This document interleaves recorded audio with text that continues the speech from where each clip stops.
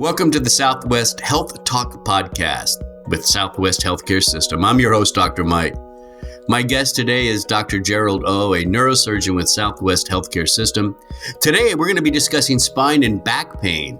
Dr. Oh, welcome to the show. Thank you. Pleasure to be here. Let's start off. Let's get right into this. What are the most common causes, spine and back issues that people have, and how are patients typically presenting with that? I would say the vast majority of patients present with degenerative spine. And I would say that's the most common cause of back pain. And there's different presentations. Some people present very acutely, meaning they're doing something, they get injured, they herniate their disc, and then they show up in the ER. And then they have severe pain just radiating down the leg. They'll come and they say, I can't walk, my leg is numb. So at that point, we will get an MRI and evaluate them. So when you talk about degenerative issues, we're talking about arthritis, good old-fashioned arthritis for most people. There may be other reasons for that. What's really going on? What's causing the pain, though? Why do we feel that pain going down our leg, for instance? Right. So I do want to add, the vast majority of patients don't have this acute pain. A lot of times it's more of a chronic type of pain. So it's something that happens over years. And I think that's where we have to kind of go back and see, okay, so what are the pain generators in the spine? So in the spine, you have the vertebrae, and then you have the discs in between the vertebrae. You have these facet joints, which are the joints that lock one level to the next. And all those can be pain generators. So, it's one of those things where if someone comes in and they're saying, I've had this pain for years, and the pain just progressively getting worse, then it's more of an insidious process. And we have to look back and, again, get some imaging and look at where exactly the pain is being generated from. So there's something called discogenic pain. There is pain that could come from microinstability. So maybe the facets, pain can come from the facets, pain can come from the muscles. And those are the things where at times it's very difficult to try to tease out and see where the pain's coming from.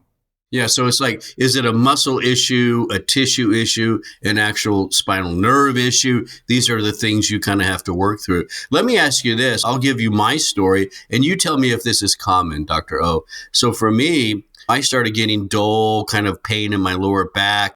Let's say this was going on for maybe 5, 6, 7 years. Nothing crazy, right? It wasn't so bad. Maybe take ibuprofen. Once in a while, I was fine. And then one day, I get into my mid-50s. I'm playing pickleball with my sisters and went for a shot, stepped wrong, and then there was intense pain down my leg. And then I went in and realized I had bad arthritis in my spine. Is that common? That is also common. We also see that a lot. So it could be from pickleball or it could be from a car accident, right? So they've had arthritis for a long time.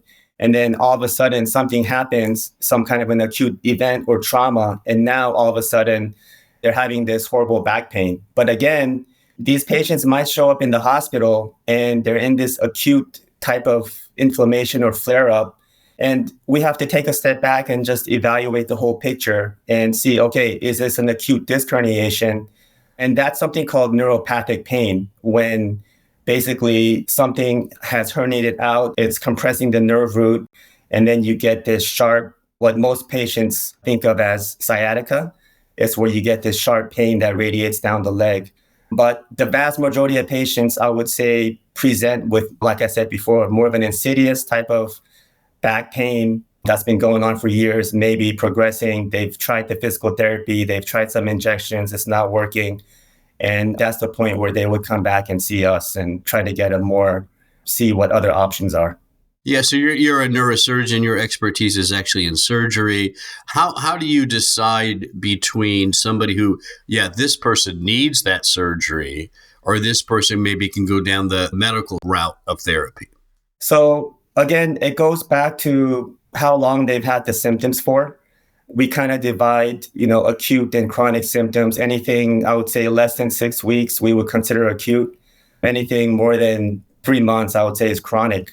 I would not operate on anyone who's had back pain for less than 6 weeks. But anyone who comes to me and says, I've had pain for more than 3 to 6 months. It's horrible, it's severe, it's debilitating, it's affecting my quality of life. I've been sent to the physical therapist and the pain doctors. I've had injections, multiple injections, and nothing seems to be helping. That's the point where I would start to consider doing surgery. The other consideration is if there are red flag symptoms. So those are patients who come in with bowel bladder dysfunction, saddle area numbness. They have a motor deficit, so they get a foot drop all of a sudden, or they're numb down the leg. So those would be patients where I would say, okay, if I saw them in the hospital, I would do the surgery immediately. So that's a different bucket that I would put the patients in. But the vast majority of patients, I would definitely try non-operative management for at least 6 weeks, maybe even 3 months or so before considering surgery. You mentioned physical therapy, so I would assume the non-surgical side of this might include a lot of physical therapy. How does that compare to surgical interventions, maybe medical interventions in managing the pain? I mean, you're asking a surgeon. So for me, surgery is a cure for everything, right? I'm totally kidding. But there is some bias there because every patient that I see in the clinic, they've already been through the physical therapy, and most of the patients will tell me physical therapy has not been very helpful. This is from my perspective. I think, generally speaking, if you look at the literature, physical therapy is very effective. And this was proven in one of the biggest landmark papers in spine. It's called the SPORT study. And they followed these patients for many years, and they found that for these lumbar disc herniations, whether they had surgery or didn't have surgery, their outcomes were pretty similar. The patients who had surgery did a little bit better in almost every category. But really, that proves that physical therapy is very effective, and that even with pretty large, sizable disc herniations, people can do pretty well without the surgery. But it's very tough for some of these patients because they're in so much pain during that time. They just cannot tolerate it. Right. Understood. So there is a place for it, but for from your perspective, surgery, as you said, it had better outcomes in many different measurements. So let's get into the surgical part of this. What are some of the latest advancements in surgical treatment?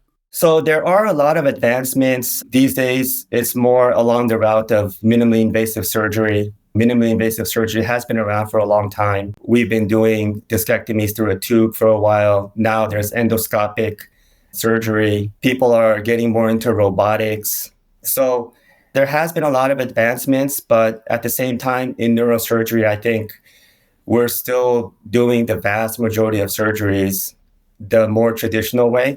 And I think there are many reasons for this. Obviously, the brain and spine are very sensitive areas to be operating in. So it's at times difficult to be super innovative and take these chances on your patients. And the other part of that is a lot of neurosurgery is performing decompressions and stabilizations. So minimally invasive surgery is great, but a lot of times you just have to get in there and take a look yourself and do a direct decompression. You have to get in there and take the pressure off the nerve root. And a lot of times when you do minimally invasive fusions, you're doing more of an indirect decompression where you're putting spacers in there to give it some more room, but you're not really taking a good look inside. So I think there's a place for MIS surgery. I also do that as well. But still, I think in the field of neurosurgery and spine surgery, the developments are very gradual. Right. Understood. Yeah. But maybe there's still some hope in the minimally invasive. Overall, I think as a surgeon, you agree that the less invasive you can be, usually that's a pretty good thing. But we understand you're dealing with, as you said, brain and nerves, very delicate. You have to be careful how you use those advancements. What about recovery? Are there any advancements there? Is there anything new going on there so maybe people can get back to their, as best they can, their normal functional life? Yeah, I mean, as far as recovery, we try to get patients on their feet as soon as possible. So now we're pushing patients to be up on their feet and work with the physical therapist day zero, post-op day zero. And then we try to get them to be as active as possible. Obviously, when there's different types of surgeries, I mean, we can do discectomies where patients go home the same day and they're at home the same day. But when we're doing these longer segment fusions, obviously we want to be more careful not to push them too early, but at the same time, kind of want them to get up and be as active as possible without hurting themselves or disrupting the construct. So let's talk a little bit about some of the general practitioners, because a lot of people, that's their first step, right? That's who they're seeing is their family doctor, their internist, what have you. How can those kind of doctors best support their patients in managing chronic back issues outside of seeing someone like you? Right. I think really it goes back to the basics. I mean, there are so many fancy things that patients hear about nowadays and stuff that I don't really want to mention, but they come in and they ask me about these different treatments or, medications and things like that. But it always goes back to the basics, healthy lifestyle, healthy diet, keeping the weight off. And people talk about exercising your core, and I think that's very important. But when people say core, they always think it's just the abdomen, but it's really your back muscles, like getting on the Roman chair and doing like those reverse sit-up type of activities. I always tell my patients that seems to work best for back pain. So for me, I think that's what the primary care doctors, that's the way they can really contribute to this back pain epidemic and help their patients out. Secondly, I think, before they send their patients to the specialist, just being able to order the right tests, MRIs, bending x-rays, send them to the physical therapist, send them to the pain doctors, make sure they get at least 6 to 8 weeks of these non-operative treatments. And by the time they see us, then these patients will be ready for the next step. So that would also be very helpful as well. So Dr. O, as you know, in today's world, there is a doctor called Dr. Google, which people can go online and ask questions. And with AI, it's even exploding. Are you worried about certain myths and stuff kind of getting out there in the general population about back pain? What are some of those myths you're a little concerned about when people are out there kind of trying to, I guess, self-diagnose these days? I think the biggest thing for me is I want the patients to make sure that they're doing the right thing, right? And what I mean by that is they're not going on bed rest or avoiding the activities that they enjoy doing because they think that they're somehow handicapped or they shouldn't be doing these things because they're going to be hurting their back.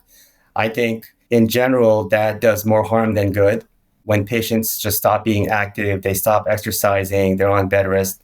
Now, sometimes you can't help it because they're in so much pain, but a lot of times that just leads to this kind of downward spiral where they're inactive, they gain weight. The more weight they gain, the more back pain they have. And then the less active they become and the more weight they, so I think it's one of those things where if that's what's going on, then go see your doctor, get the imaging that you need to get. And that way you'll have the peace to go out and live your life and do what you need to do. And if you can't do that, then that's when you need to go see a surgeon, right? If I'm not advocating surgery within the first 6 weeks or even 6 months, but if it's 1 year, 2 year, and you're really starting to lose your quality of life, then I think at that point you need to consider it.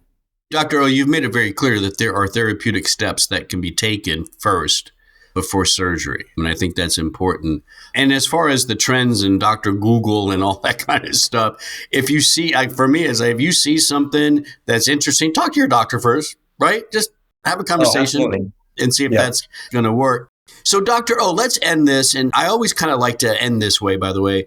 What's the take-home message you would like the listeners to know about neck, spine, back pain? I would say the take-home message is I always tell my patients I would like them to live healthy and try to avoid surgery if possible. That's my first priority.